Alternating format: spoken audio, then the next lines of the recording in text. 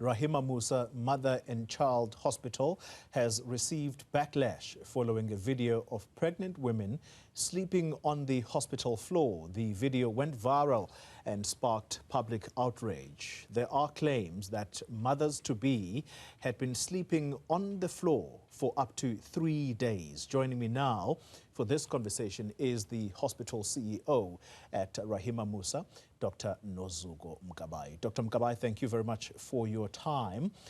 Give us your take on the matter here. What is the actual story? For how long were those expectant women sleeping on the floor, and why did this have to be the resolution in the first place? Good morning, and good morning to our listeners.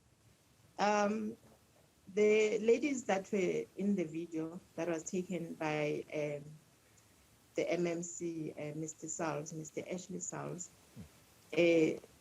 according to the reports from the staff that were on that night in the ward, they had not been sleeping on the floor for longer than half an hour to 15 minutes before Mr. Salles came into the ward. Mm-hmm. All right, so they had been sleeping there for not less than half an hour, you say? Not less than, they can't tell me the exact minutes, but it was between 15 minutes and 20 to 30 minutes before he came in, and it only occurred according to the staff, because I was not at the hospital at that time. It was around between midnight and 1 o'clock when he barged into the ward with no appointment, and he had come in under false pretenses at the gate. So no one was expecting him. But the report is that one of the patients that was sitting on the chair, if you look at the video, there's a passage there that the pregnant ladies are sitting. Some of them are sitting on the chair, on blue chairs, and some are lying on the floor. A few are on the floor. So the report is that for the night of Thursday night, there was no one sleeping on the floor. All the pregnant ladies were sitting on the chairs, and there was a phone call that came in to one of the patients, and after the lady received the phone call, she instructed the patients to lie on the floor and to say that he is coming up, let's lie down. And that's when they lay down. We have since interviewed some of the patients yesterday that were still remaining. So we interviewed 4 or 5 patients, and they all reported that they had been sleeping, so they are not sure about what happened. So none of them had been on the floor, they were all on chairs. They just woke up to this gentleman screaming and shouting in the passage. So they could not really tell me who had received the phone call. And you say, what time was this? According to Mr. Salles, he says it was around 1 o'clock. According to my staff, it was between, this all happened over a course of an hour, according to the video. So it was just after midnight, and the video was taken over a course of an hour. So the whole incident with the video happened for about an hour between midnight and just after 1 a.m. on Friday morning, the 1st of April, 2022. Dr. Mkabayi, can I ask you the question? Because it's clearly now your word against his. This happened at midnight.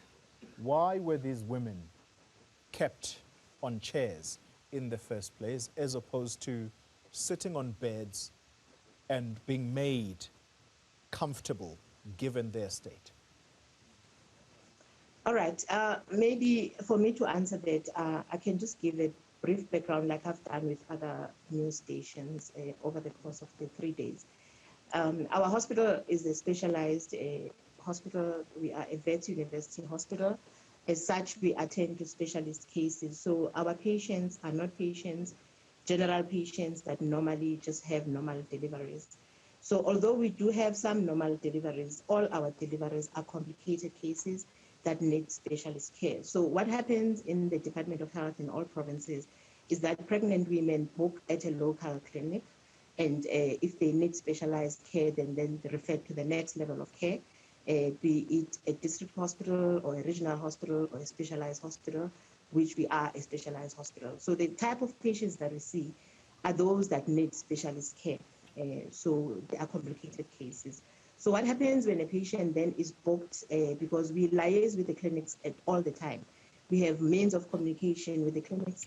We even have a WhatsApp group that's connected to all the clinics and all the hospitals that are in the cluster. Because in the Gauteng Department of Health, we are grouped as cluster hospitals.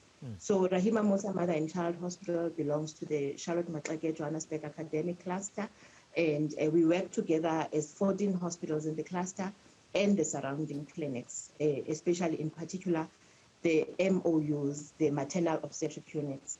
And I must note that in Gauteng, in our region, because we belong to Johannesburg District and we are in Region B, in our region, in this area, we only have 2 MOUs, and we cater for quite a large population.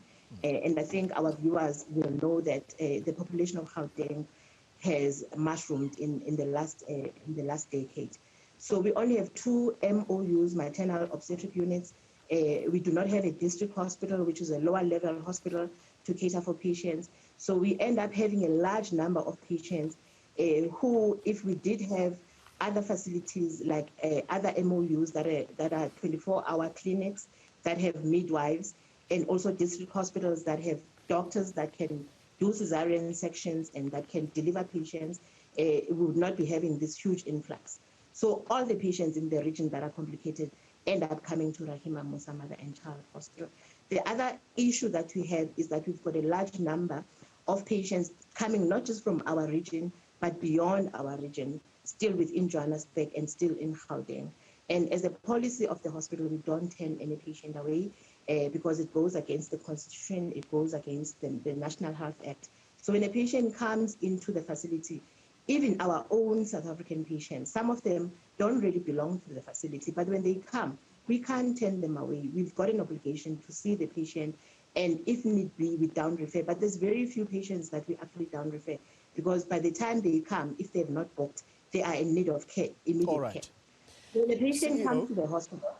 Let me interrupt you there in the interest of time. I think viewers have got a sense of your side of the story. However, there is a wonder whether your version is the correct one, and perhaps you might be trying to defend your corner here. The reason for that, CEO, is simply this, that in one of the quotations that carried you as this story unfolded, you're quoted as saying that we've got a huge number of patients, in particular, that come from outside the borders.